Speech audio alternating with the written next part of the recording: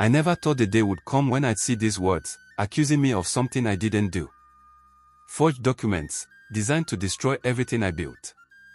And the most horrifying part. The trail led straight to him. Leo, my protégé, my brother in this business, the man I trusted with my life. For years, I poured my heart into mentoring him. I gave him everything, my knowledge, my trust, even my company. I saw in him my legacy. But behind that smile was a secret. A plan to betray me. He didn't just steal technology. He stole my identity, my reputation, my future. Every late night, every hidden message, every forged signature was another thread unraveling my empire. How could someone I loved become the monster that tore us apart? The man I raised turned my world into ruins. This is the story of trust broken, of ambition turned dark. And of a war I never saw coming, fought not with guns, but with lies and betrayal. How do you fight someone who wears your face? Someone who was once your family. This is my story.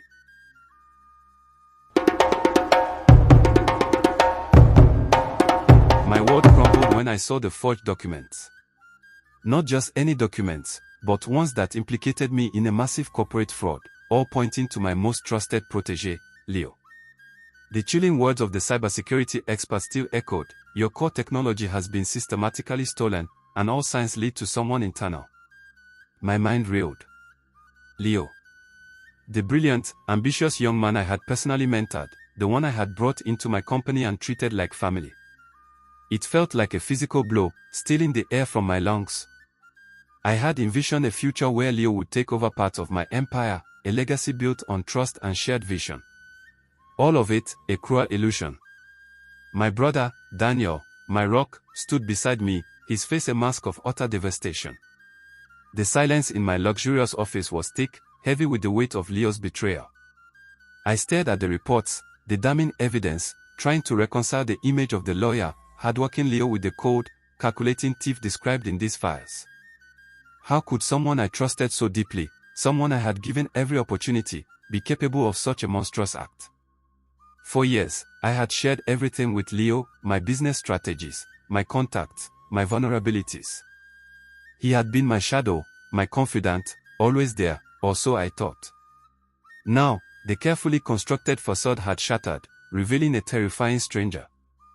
This wasn't just a breach of trust, it was a deliberate act of destruction, designed to inflict maximum pain. Before this dreadful discovery, Leo was everything a mentor could wish for. He was bright, eager, and incredibly talented. I had built my company from the ground up, turning a small startup into a global leader in tech. My family was very rich, and I had everything a successful entrepreneur could wish for. When I met Leo, he was a raw talent, fresh out of college, but with a spark I recognized. I took him under my wing, seeing him as a younger version of myself. I taught him everything I knew, opened doors for him, and introduced him to my most important clients and investors. He quickly rose through the ranks, becoming my right-hand man, my most trusted confidant in the business. I saw nothing wrong with it, he was like the son I never had, a true successor. I gave him significant shares in the company and even put him in charge of our most sensitive projects. He often said he owed all his success to me, and he showed his gratitude by working tirelessly, often staying late, perfecting every detail. He always made sure our presentations were flawless, our data impeccable. He knew how much I valued precision and loyalty. I thought our bond was unbreakable, a testament to true mentorship. There was one time, though, a small moment I barely remembered, during a major product launch. I publicly commended the entire team, but specifically highlighted my own vision as the driving force behind the breakthrough. Leo was there, silent, and I thought nothing of it. It was just a casual remark, a moment of pride. I had no idea that this small, thoughtless comment would become a burning ember of resentment, festering in his heart, waiting for the perfect moment to ignite. The first subtle crack in our relationship, though I didn't recognize it then, appeared during our annual Innovation Summit. We had just unveiled a groundbreaking AI, a project Leo had poured his heart and soul into. During my keynote speech, I praised the entire team, but in my enthusiasm, I emphasized my initial concept and the years of investment I had personally made to bring it to fruition. I remember saying something like, "This truly is the realization of my decade-long dream, brought to life by a dedicated team." Leo was on stage beside me, his smile fixed, his applause enthusiastic.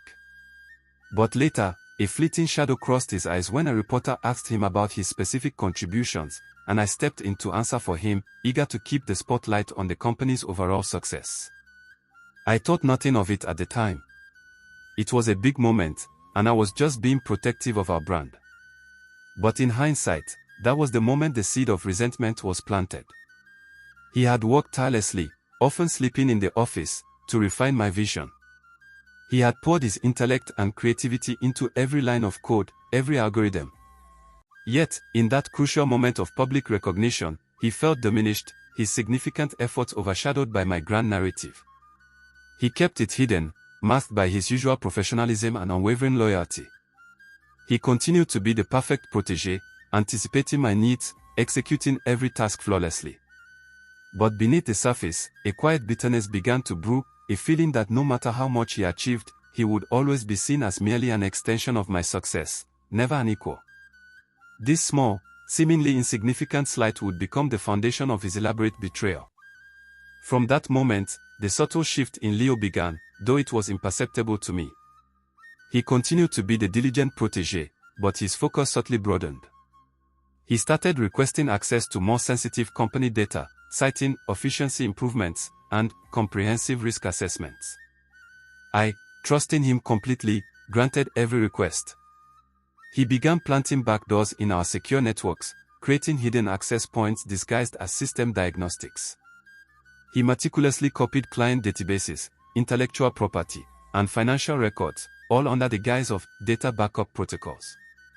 He was building his own parallel operation, a ghost company, right under my nose, using my resources and my trust as his foundation. He spent late nights in the office, not just working on our projects, but secretly diverting funds and setting up shell corporations. He even started subtly manipulating market data, creating small fluctuations that would benefit his hidden ventures. All the while, his facade remained flawless. He'd bring me coffee, offer insightful suggestions in meetings, and even express concern about minor market downturns, feigning loyalty and dedication. He was a master of deception, weaving a complex web of lies with every passing day. I saw him as my successor, a brilliant mind I was nurturing. I had no idea he was meticulously dismantling my empire from the inside, piece by piece, preparing for a hostile takeover that would leave me with nothing but questions and a shattered legacy. The first unsettling discrepancies began to appear, small enough that I dismissed them as minor glitches. A few of our high-value client accounts showed unusual activity, small, unauthorized data transfers that were quickly reversed, leaving no trace. I flagged them to Leo, who calmly explained them away as routine system tests or isolated network anomalies. He even presented detailed reports, seemingly proving his explanations. Then, there were subtle shifts in our project timelines. Key development phases seemed to drag, and Leo would attribute it to unexpected technical challenges or vendor delays. I trusted his judgment, believing he was simply managing complex projects. A few promising leads for new contracts mysteriously fell through, with potential clients citing vague concerns about our internal processes. I found it odd, but Leo was quick to reassure me, blaming market volatility or competitor interference. He always had a logical, reassuring explanation, backed by data and a calm demeanor. My gut, however, began to whisper. A faint unease, a feeling that something wasn't quite right, started to prick at the edges of my confidence. I ignored it, attributing it to the usual stresses of running a large company. I told myself I was being paranoid, that Leo was too loyal, too brilliant, to be anything but dedicated. I couldn't imagine the depth of his deception, the meticulous planning behind every seemingly minor issue. The whispers of unease soon turned into a loud alarm. Mr. Harrison, one of my oldest and most respected investors, called me for an urgent meeting. His voice was grave, a stark contrast to his usual calm demeanor. "I'm seeing some very unusual activity, my name," he began, without preamble. "Significant data breaches reported in the industry, and a strange pattern of market manipulation that seems to be affecting companies with similar tech portfolios to yours. He didn't directly accuse me, but his concern was palpable. He asked pointed questions about our internal security, our data handling protocols, and even our recent hiring practices. He mentioned that a few other investors had also raised flags about recent, unexplained dips in our stock value and some peculiar shifts in our intellectual property filings. The pressure was immense. Mr. Harrison, a man whose trust one valued above all else, was clearly worried. He strongly suggested a comprehensive external audit of our systems. I tried to reassure him, citing Leo's meticulous work and our robust security measures. But his eyes held a knowing look, a hint that he suspected something more. I left the meeting with a cold dread settling in my stomach. This wasn't just about minor discrepancies anymore. This was a serious threat to my company, my reputation, and my legacy. The thought that Leo could be involved still seemed impossible, but the seed of doubt had been firmly planted. Armed with Mr. Harrison's concerns, I decided to confront Leo directly. I called him into my office, the air thick with unspoken tension. "Leo," I began, my voice carefully controlled, "I've been reviewing some recent reports, and there are anomalies. Data breaches, unusual market activity. Mr. Harrison is concerned." Leo's face remained calm, almost serene. He listened intently, his eyes unwavering. Then, he feigned hurt, his voice soft and wounded. "Are you implying I'm involved, my name? After everything we've built together?" He expressed deep shock and concern for the company, immediately offering to lead an internal investigation. He even suggested that a rival company might be trying to sabotage us, presenting a plausible, albeit elaborate, theory. He spoke of his unwavering loyalty, his dedication to our shared vision, and how much he valued my mentorship. His performance was masterful. He looked genuinely distressed, almost on the verge of tears. He even managed to turn the conversation around, making me feel guilty for even suspecting him. "I'm truly disappointed that you would think such a thing," he said, his voice barely above a whisper. I found myself apologizing, feeling foolish for my suspicions. He was so convincing, so earnest, that I almost believed him. Almost. But the unease lingered, a tiny, persistent voice in the back of my mind. The pieces didn't quite fit. Despite Leo's convincing denial, that tiny, persistent voice in my head wouldn't be silenced. The pieces didn't fit. His calm demeanor, almost too perfect, felt rehearsed. The way he deflected my questions, the immediate counter-accusation of a rival company, it all felt a little too smooth. I couldn't shake the feeling that I was being played. My trust in him had been absolute, but now, a cold, hard suspicion had taken root. I knew I couldn't confront him again without concrete proof. I needed to investigate, secretly, without his knowledge. I decided to bypass our internal security team, knowing Leo had deep access and could easily cover his tracks. I reached out to an old contact, a highly recommended private investigator specializing in corporate espionage and cybersecurity. His name was Marcus, known for his discretion and ruthless efficiency. I briefed him on the situation, emphasizing the need for absolute secrecy. He understood the delicacy of the matter. "We'll start with a deep dive into your network logs, external communications, and Leo's digital footprint," Marcus explained, his voice calm and professional. I felt a surge of grim determination. This wasn't just about my company anymore, it was about uncovering the truth, no matter how painful. I had to know. I had to see if my instincts were right, if the man I had trusted implicitly was truly a wolf in sheep's clothing. Marcus worked quickly and quietly, his team a silent shadow in the digital world. A week later, he called me for an urgent meeting. His voice was grim, devoid of his usual calm. "We found something, and it's not good," he stated, without preamble.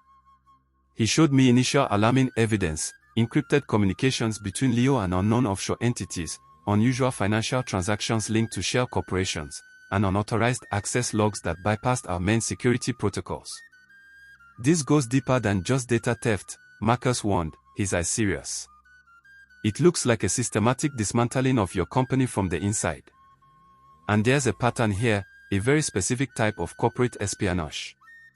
He then revealed a mysterious tip-off he had received, an anonymous message from someone who claimed to know Leo's true nature. "He's not who you think he is," the message read. "He's been playing a long game." Marcus couldn't verify the source, but the information in the tip-off aligned disturbingly well with the technical evidence they were uncovering. It was chilling. They thought that Leo had been meticulously planning this for months, perhaps even years, while maintaining his loyal facade, sent shivers down my spine.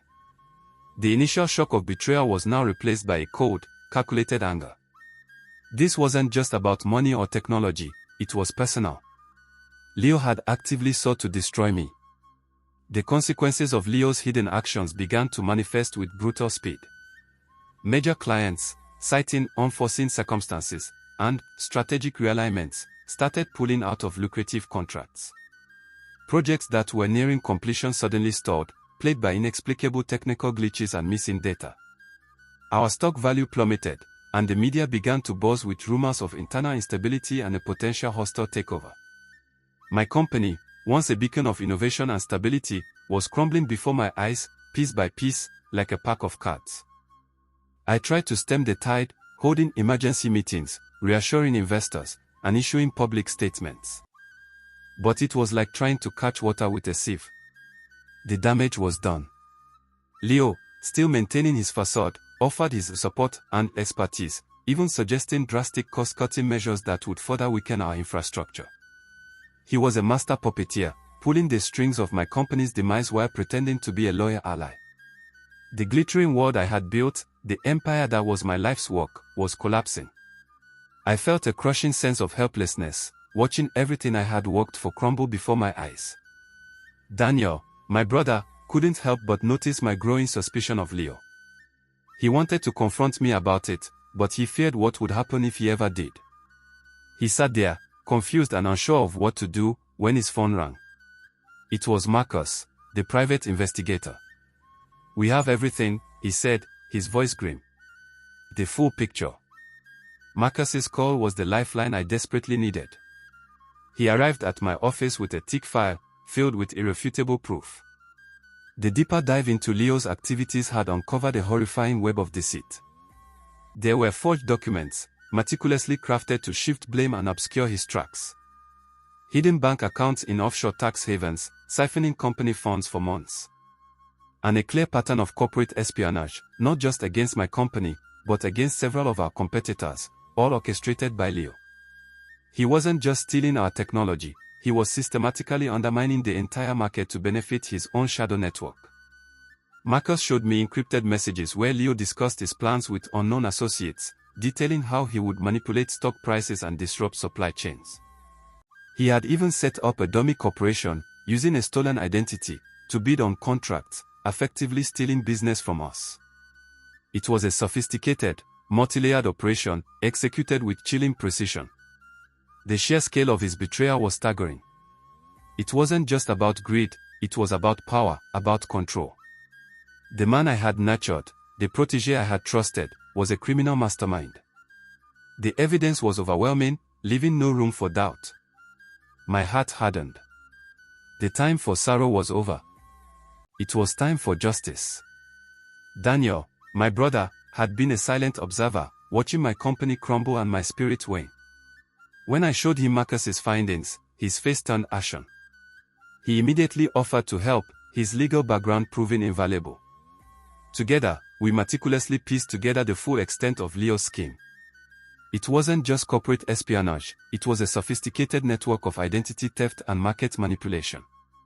Leo had been subtly using my company's credentials and even my own personal information to secure loans and contracts for his shadow entities. He had manipulated market data to create artificial surges and dips, profiting immensely while my company suffered. Daniel discovered a hidden server in a remote location, filled with encrypted files detailing Leo's entire operation. It contained not only our stolen intellectual property but also the personal data of our clients and even some of our employees, all compromised. Leo had been building a parallel empire, funded by our resources and built on a foundation of lies. The scale of his audacity was breathtaking. He had meticulously planned every step, covering his tracks with a chilling efficiency. Daniel and I worked tirelessly, preparing a comprehensive case against him, gathering every piece of evidence. The time for confrontation was imminent. We were ready to expose the truth, no matter how painful. Armed with irrefutable proof, Daniel and I confronted Leo in my office. The air crackled with tension. I laid out the evidence, the forged documents, the hidden accounts, the stolen data, the identity theft. Leo's calm facade finally cracked. His eyes, usually so composed, flickered with a mixture of anger and a strange, defiant pride. "How could you?" I demanded, my voice trembling with a mixture of rage and profound disappointment. "After everything I gave you." Leo finally broke. His voice, usually so smooth, was raw with years of hidden resentment. "You always looked down on me, didn't you?" he spat, his eyes burning. "You believed you were better. I was always the protégé, the brilliant young man you nurtured. Never an equal. Never truly recognized for my own genius." He recounted the Innovation Summit, the casual remark I had made about my decade-long dream, how it had diminished his tireless work. "I poured my life into that project, and you took all the credit, all the glory," he ceded. "I was just a tool in your grand vision. I took you as a mentor, but all you did was turn me into your slave, a pawn in your game." His voice was filled with years of simmering bitterness, a venomous resentment that had slowly poisoned his soul, turning him into the destructive force he had become. Leo continued, his voice trembling with a mixture of anger and raw pain. "You remember that joke your cousin made, Daniela? About me being Daniel's girlfriend? And how you and Daniel laughed, saying he'd never stoop that low?" My mind flashed back to that distant memory, a casual, thoughtless comment I'd long forgotten. "You showed pictures of Daniel's past girlfriends, as if to prove how far beneath him I was." I sat there, humiliated, stripped naked in front of people who would never see me as anything more than a charity case. He kept that moment buried, masked by his loyalty, but it festered like a slow poison, creeping into every thought, every decision he made since then. "It wasn't just the joke," he hissed, "it was what it represented, that no matter how close I got, I would never truly belong. Not in your world. Not by your side. And certainly not as Daniel's equal." I couldn't believe my ears. Was this why? Was this the root of such elaborate, destructive revenge? Is this why you systematically dismantled my company and stole my identity?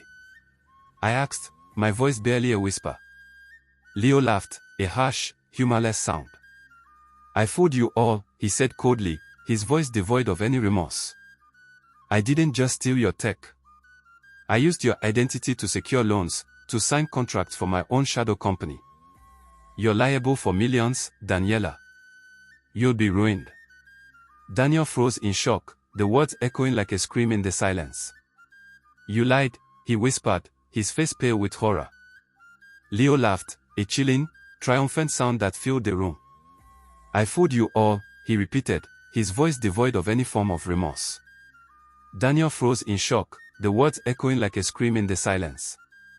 "You lied," he whispered, his face breaking to realize the depth of the deception. The years of trust, the shared dreams, all shattered in an instant. Leo turned to face us fully, his eyes no longer afraid as he spoke. "I had to keep you close, Daniela. You were slipping away. Your empire was growing, and I had no choice but to infiltrate it."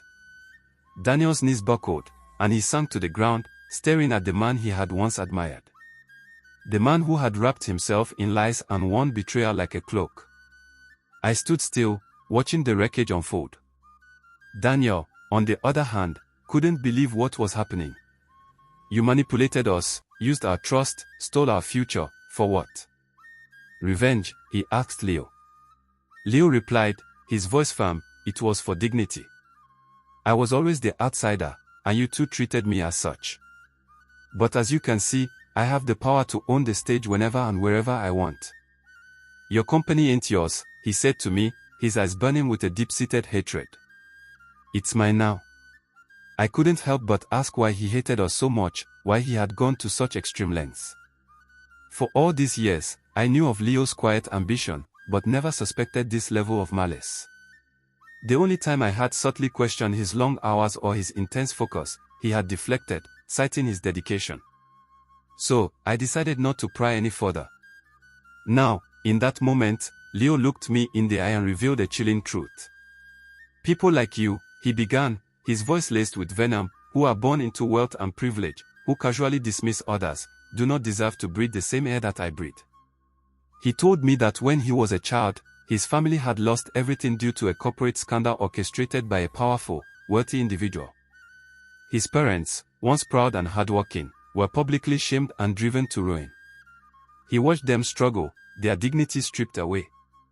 He grew up with a deep hatred for those who wielded power carelessly, who used others as stepping stones. He had seen me, with my casual remarks and my effortless success, as a symbol of everything he despised. He had meticulously planned his revenge, targeting me and my company to prove that even the most powerful could be brought down. He then turned to me and revealed, "Your empire ain't yours. You can have it for all I care, once I'm done with it." He then turned to leave, his face set. As Leo was about to leave my office, the police arrived and arrested him. Not just for the corporate espionage and identity theft, but for a larger scheme of digital fraud and market manipulation that Marcus's team had uncovered. A few weeks ago, Leo had been working with an international syndicate, attempting to destabilize global financial markets for massive personal gain. All this while, he pretended to be my loyal protégé, perfecting his evil plans. The syndicate members were apprehended, and they led the police to the mastermind behind their plan, Leo. Daniel and I couldn't believe our ears. Just when we thought we had seen it all, Leo delivered the final blow. Even, I couldn't believe that I had been mentoring a man who had orchestrated so much pain while wearing a smile on his face. Leo was taken away in handcuffs, his face blank and unrepentant. He didn't resist or cry. And when his eyes met mine, he only smiled, a cold, empty smile. The door of the police car slammed shut. Just like that, the man we once called family was gone. Daniel and I learned the hard way that words are powerful. We saw firsthand the ripple effect of our careless remarks and learned never to talk down to anyone in our lives again. Trust is a fragile gift, not to be played with or taken for granted. No matter how high one rises in wealth or power, cruelty, even in the form of a careless joke, can plant seeds of deep resentment. True kindness isn't just about giving opportunities, but about treating people with dignity, compassion, and respect. Because behind every smile may lie a silent storm, and when that storm breaks, it doesn't just destroy the guilty, it shatters everyone caught in its path. How do we truly know who someone is, beneath the surface, and what unseen battles they are fighting? Trust is a precious gift that must be earned and protected. Be cautious when trusting others too quickly, even those who seem close. Always stay alert and attentive to signs of betrayal or dishonesty. True loyalty is rare, so value it and be careful with those you let into your inner circle. Remember, honesty and integrity are the foundation of lasting relationships and peace of mind. Reflecting on our own actions, we should ask, are we trustworthy friends and allies? Ultimately, the choices we make determine whether trust becomes a strength or a weakness. The end. Thanks for watching. If you enjoyed the story, give us a thumbs up and share your thoughts in the comments below. Don't forget to like, share, and subscribe for more content. Hit the notification bell to stay updated. Your support means everything to us.